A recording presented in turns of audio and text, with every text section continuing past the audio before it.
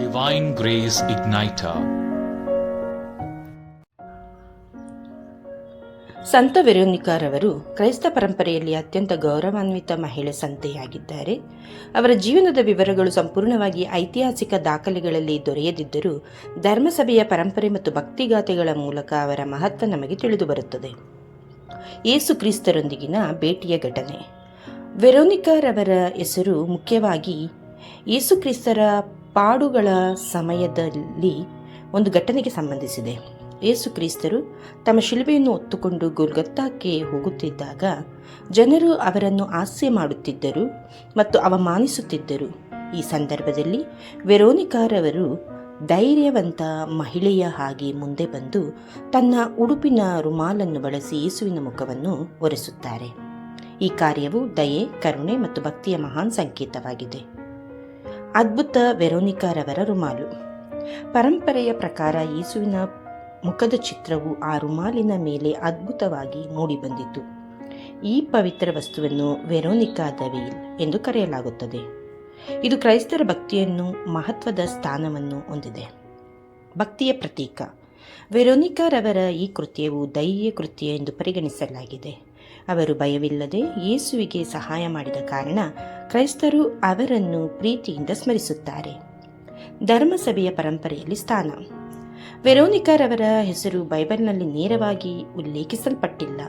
ಆದರೆ ಶಿಲುಬೆಯ ಹಾದಿ ಎಂಬ ಭಕ್ತಿಯ ಆಚರಣೆಯಲ್ಲಿ ಯೇಸುವಿನ ಪಾಡು 6ನೆಯ ಹಂತದಲ್ಲಿ ಇದ್ದಂತಹ ಸಂದರ್ಭದಲ್ಲಿ ವೆರೋನಿಕಾರವರು ಯೇಸುವಿನ ಮುಖವನ್ನು ಒರೆಸುವ ಘಟನೆಯನ್ನು ಸ್ಮರಿಸಲಾಗುತ್ತದೆ.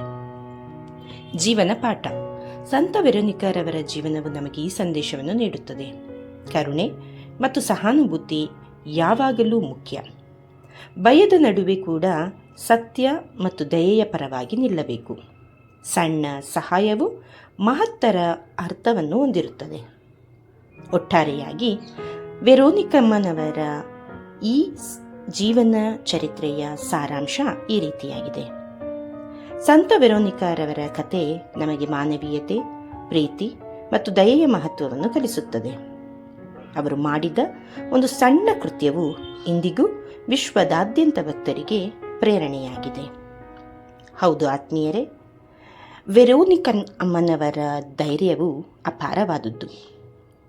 ಕ್ರೂರ ಸಿಪಾಯಿಗಳ ಮಧ್ಯೆಯೂ ನುಗ್ಗಿ ಯೇಸುವಿನ ಮುಖಕಮಲವನ್ನು ಒರೆಸುತ್ತಾ ಧೈರ್ಯದಿಂದ ಯೇಸುವಿಗೆ ಭರವಸೆಯ ಬೆಳಕಾಗಿ ಮುಖವನ್ನು ಒರೆಸಿದ ಕಾರಣದಿಂದ ಆ ರುಮಾಲಿನಲ್ಲಿ ಅವರ ಪ್ರೀತಿಯ ಸಂಕೇತವಾಗಿ ಯೇಸುವಿನ ಮುಖಕಮಲವು ಮೂಡುತ್ತದೆ.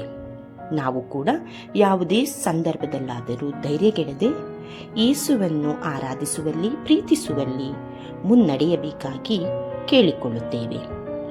ಸಂತ ವೆರೋನಿಕಮ್ಮನವರೇ, ನಮಗಾಗಿ ಪ್ರಾರ್ಥಿಸಿರಿ.